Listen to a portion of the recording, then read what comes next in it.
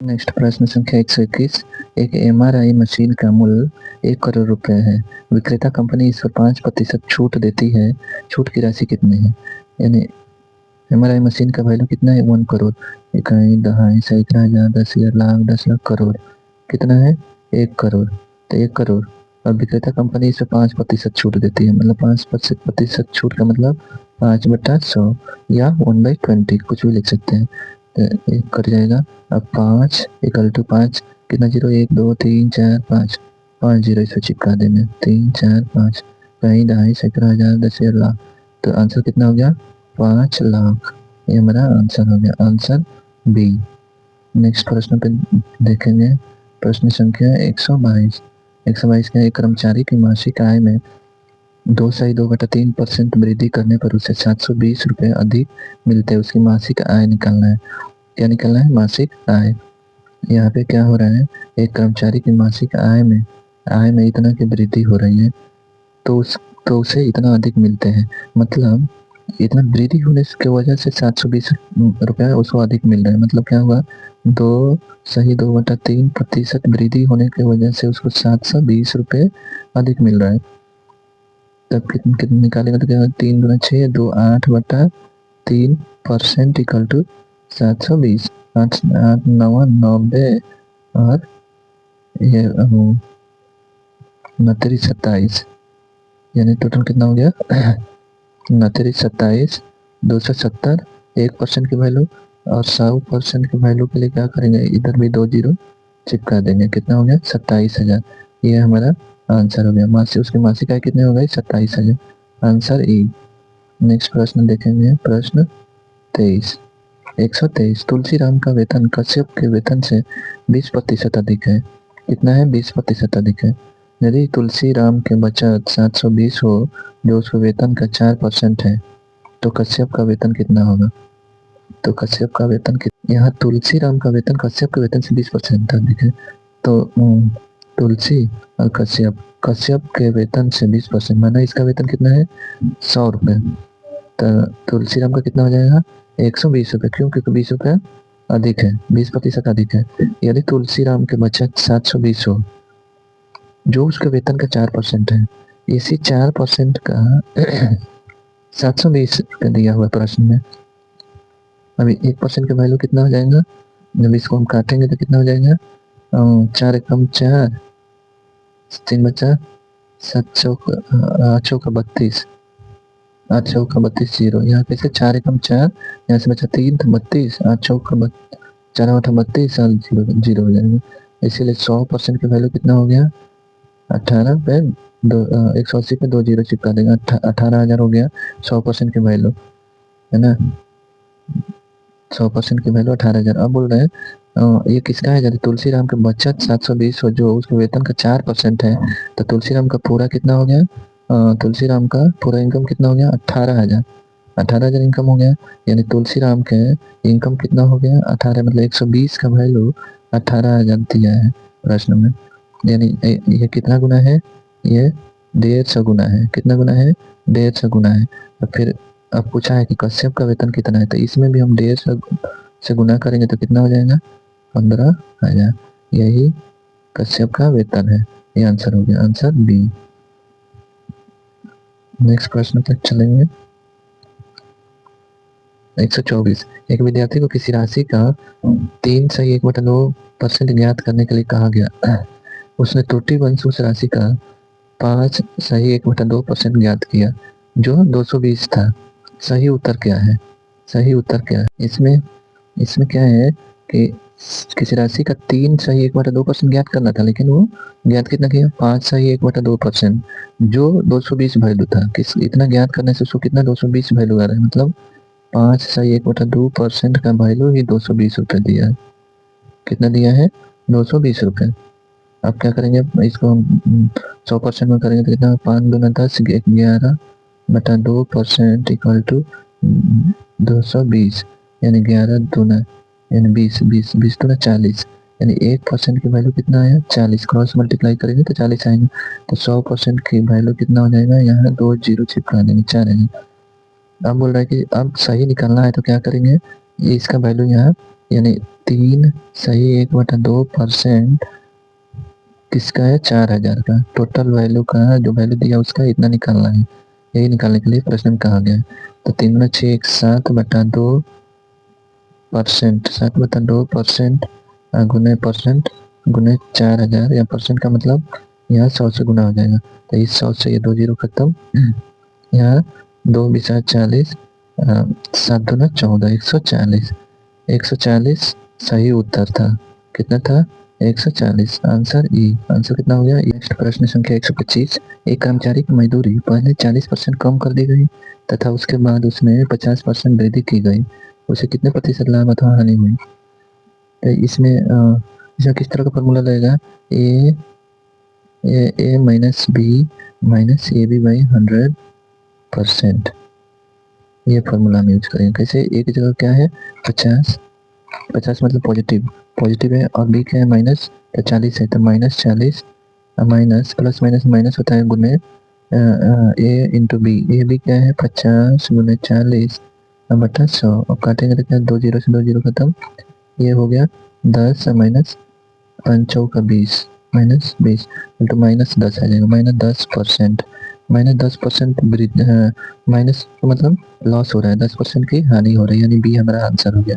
10% की हानि यहाँ हो रही है। नेक्स्ट प्रश्न 126। किसी परीक्षा में ए तथा बी क्रमशः अधिकतम अंकों का 60% तथा 30% अंक प्राप्त करते हैं। उनके प्राप्तांकों का योग 783। परीक्षा में पूर्णांक कितने हैं? यहाँ पे 60% तथा 30% किसका? अधिकतम अंकों का, है ना। तो अधिकतम अंकों का 60% और 30% अंक प्राप्त करते हैं, तो उनके प्राप्तांकों का योग कितना है? इतना है। प्राप्तांकों मतलब कितना? 60% प्लस 30% बराबर कितना दिया है? 783। कितना दिया है? 783। अभी 90% का वैल्यू प्रश्न में कितना दिया है? 783। तो काटेंगे तो क्या हो जाएगा? 1% इक्वल टू कितना होगा? 783/90, है ना। और यहाँ 100% करेंगे तो यहाँ गुना हो जाएगा 100 से, यानी 100% का वैल्यू कितना हो जाएगा? गुना 100 कर देंगे, तो ये जीरो खत्म, 9 8 72, 72 6 9 तो 63, 87 कितना आ गया? Equal to 87। आइए वो 0 से गुना करेंगे तो 870। ये परीक्षा में पूर्णांक कितना आ गया? 870। ये हमारा आंसर हो गया, आंसर बी। नेक्स्ट प्रश्न चलेंगे। प्रश्न संख्या 127। 1 से 70 तक की कितने प्रतिशत संख्याओं के वर्ग के अंत में 1 आता है? 1 से 70 मतलब कितने को वर्ग, कितना नंबर को वर्ग करेंगे जिसके अंत में 1 आएगा 1 से 70 के बीच में, यानी नंबर कितना है? 1 से 70। तो इसको कैसे निकालेंगे? इसमें देखना है कि किस नंबर पे स्क्वायर करेंगे तो उसका वैल्यू जो आएगा उसमें अंत में 1 आएगा, यानी कोई भी नंबर को 1 से गुना करेंगे, 1 का स्क्वायर करेंगे तो 1 ही होगा, या फिर 9 का स्क्वायर करेंगे तो क्या होगा? 9 81, 81 यानी 1 आएगा लास्ट में। यानी यही तो 1 और 9 ऐसी ही संख्या है जो 1 और 9 अंत में हो, उसी का स्क्वायर करने पे स्क्वायर का वैल्यू आने पे उसके इकाई यानी अंत में क्या होगा? 1 आएगा, 1 और 9 का स्क्वायर करने पे। या फिर कोई भी नंबर के लास्ट में 1 और 9 हो तो उसका स्क्वायर करने पे उसके वैल्यू में अंत में 1 आएगा। जैसे यहाँ देखेंगे कौन कौन सा वैल्यू आएगा। 1 का स्क्वायर करेंगे तो 1 आएगा, फिर देखेंगे फिर यहाँ 9 का स्क्वायर करेंगे तो 81 आएगा, फिर 11 मतलब लास्ट में 1 आ गया, 1 का स्क्वायर करेंगे तो भी 1 आएगा लास्ट में, फिर 19 आ जाएगा, फिर 21 आएगा, फिर 29 आएगा, फिर 31 में फिर 39, फिर 41, फिर 49, फिर 51, फिर 59, फिर 61 और 69। 70 तक निकालना था। टोटल कितना नंबर हुआ? 1 2 3 4 5 6 7 8 9 10 11 12 13 14। टोटल कितना आया? 14, 14 कितना में टोटल कितना था? 70। 1 से 70 तक में 14 ऐसे नंबर है जिसको स्क्वायर करने पे उसके आने वाले वैल्यू में अंत में 1 आएगा। गुने 100 करेंगे तो प्रतिशत आ जाएगा, यानी इससे ये कट जाएगा, 7 दूना 14 इक्वल टू कितना आ जाएगा 20%। ये हमारा आंसर आ जाएगा। कितना वैल्यू है 170, 20% वैल्यू है, जो वर्क करने पे अंत में 1 आता है। नेक्स्ट प्रश्न देखेंगे, प्रश्न संख्या 128। सोनू ने मोना से 10% अधिक निवेश किया तथा मोना ने रघु से 10% कम निवेश किया। यदि तीनों ने कुल 5780 निवेश किए हो तो रघु ने कितना धन निवेश किया। रघु ने कितना, यहाँ पे सोनू ने मोना से 10% अधिक, यानी सोनू यहाँ मोना 10% अधिक निवेश करने का मतलब क्या हुआ, सोनू ने मोना से, यानी मोना कितना किया 100 किया, तो ये कितना 110 किया आगे, तथा मोना ने रघु से 10% कम किया। रघु, यहाँ एक रघु भी है, तो क्या मोना ने रघु से 10 माना, रघु कितना 100 किया, तो मोना ने इससे 10% कम मतलब 90।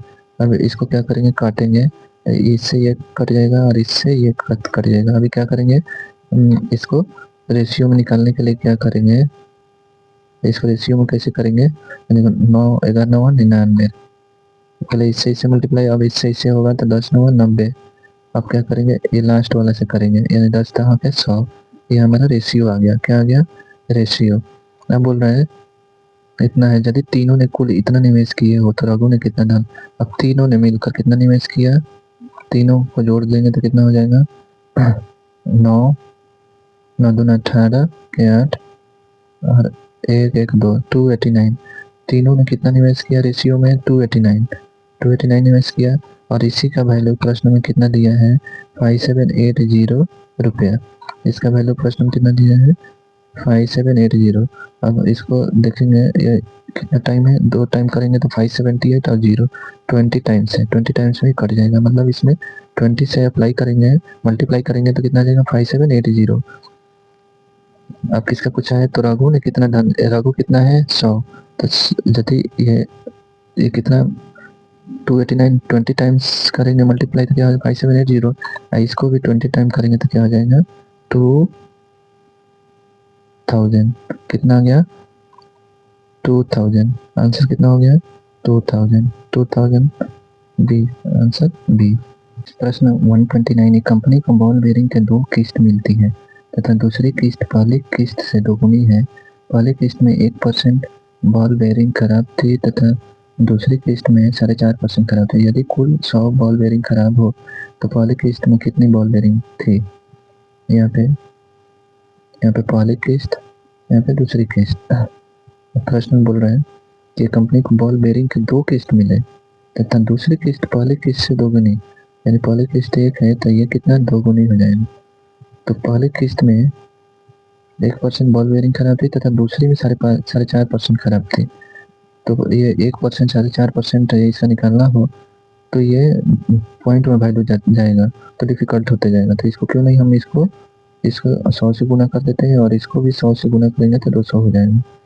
अब इसके ऊपर क्या है 1% बॉल बेरिंग पहले किस्त का खराब, 1% इसका करेंगे मतलब 1 रुपया, तो कितना बचा 99 रुपया। और इसका दूसरी किस्त में 4.5% खराब थे, इसका 4.5% यदि हम करेंगे तो कितना हो जाएगा 200 का 4.5 बटा 100 और गुने 10, पॉइंट का वैल्यू 10। अब 2 को 0 इधर से कट जाएगा, 2 5 10 अपा 9 45 9, यहाँ पे 9 इसमें लेस करेंगे तो कितना 191। अब यहाँ पे बोल रहे हैं कि यदि कुल 100 बॉल बेरिंग खराब हो तो पहली किस्त में कितनी बॉल बेरिंग थी।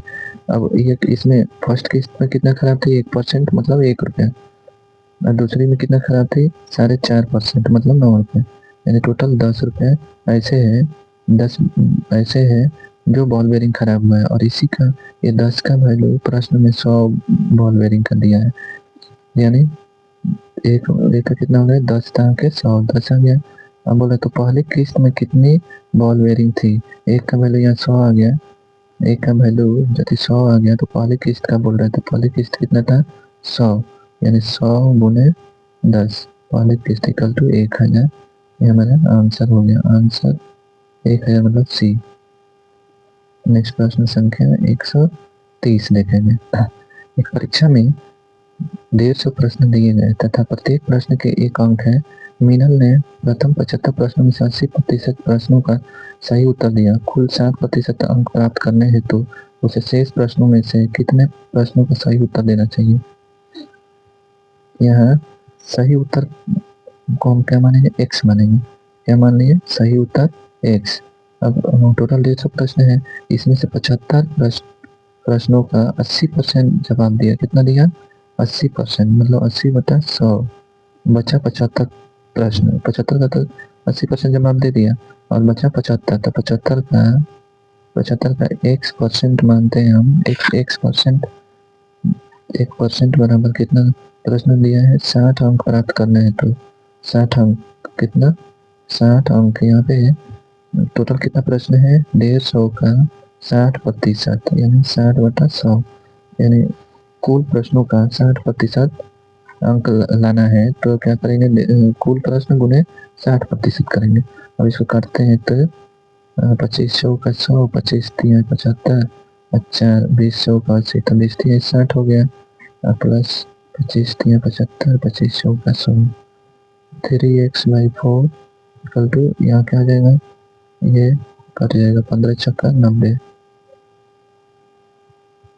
इसलिए 3x/4 इक्वल टू, अभी इधर माइनस हो जाएगा तो 30 हो जाएगा, तो 3 दहाक है 30, इसलिए x बराबर 40।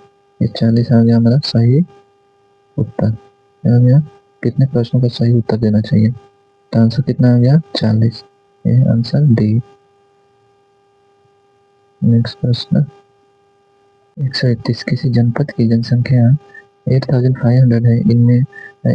इसमें प्रथम वर्ष में 20% वृद्धि हो तथा द्वितीय वर्ष में 25% वृद्धि हो, 2 वर्ष बाद इसकी जनसंख्या क्या होगी?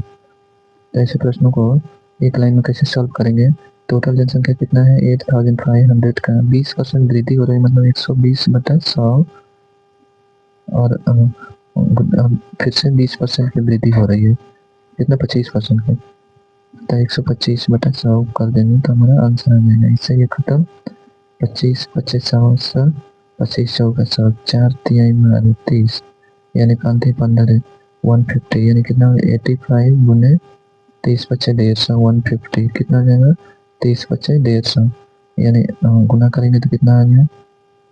0, 15 बचे 75 के 5 8 में 7, और 15 8 20 100, 120 और 7 127, यानी कितना आ गया? 12750। कितनी जनसंख्या है? दो वर्ष बाद इसकी जनसंख्या कितनी आई? 12750। ये हमारा आंसर हो गया, आंसर बी। संपत्ति का मूल्य प्रति वर्ष उसके प्रारंभिक वर्ष की तुलना में 10% कम हो जाती है। यदि संपत्ति का मूल्य 81,000 होता 2 वर्ष पहले, उसका मूल्य कितना था? 2 वर्ष पहले, 2 वर्ष पहले, यानी वर्तमान मूल्य कितना है? 81,000। 81,000 वर्तमान मूल्य है और 2 वर्ष पहले का पूछ रहा है, तो क्या करेंगे? कितना है? 10% की कमी हो रही है, मतलब 100/90 का 2 वर्ष, तो कितना ये निकालेंगे तो कितना आएगा?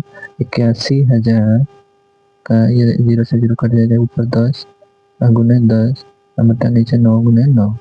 अब इसको काटेंगे तो क्या?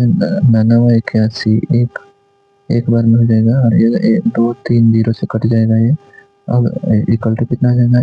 1000, एक और 0, फिर एक और 0, कहीं 10,000 10,000 लाख, टोटल कितना वैल्यू पहले था? 2 वर्ष पहले इसकी वैल्यू कितना था? 1 लाख। 1 लाख इसका मूल्य 2 वर्ष पहले था, यानी आंसर सी। आंसर कितना हो गया? प्रश्न संख्या 133। एक गाँव में प्रति वर्ष 10% बच्चों की वृद्धि होती है। यदि वर्ष 2003 में बच्चों की संख्या 2000 हो, तो वर्ष 6 में बच्चों की संख्या कितनी होगी? यहाँ पर 10% की वृद्धि हो रही है, और 2003 में इसका वैल्यू कितना, बच्चों की संख्या कितना था? 2000, और इसमें कितना? 10% की वृद्धि हो रही है पर ईयर 10% की वृद्धि हो रही है, और ये कितना? 3 में 6 में कितना पूछा है, तो 4 5 6 3 साल में कितनी वृद्धि हुई? ये इसी का सोल्यूशन कर देंगे तो आंसर आ जाएगा। जैसे 2000 का, ये 0 से खत्म, 11 गुने 11 गुने 11 बटा 10 गुना 10 गुना 10, अब नीचे का 3 0 से 3 0 कट जाएगा, इक्वल टू कितना हो जाएगा? 2 गुना 11 का क्यूब, कितना? 11 का क्यूब कितना होता है? 1331 होता है। अभी इसको गुना करेंगे तो 2 एकम 2 और 3 दूना 6, 3 दूना 6 और 2 एकम 2, 2662, 2662, ये हमारा आंसर है, आंसर ए।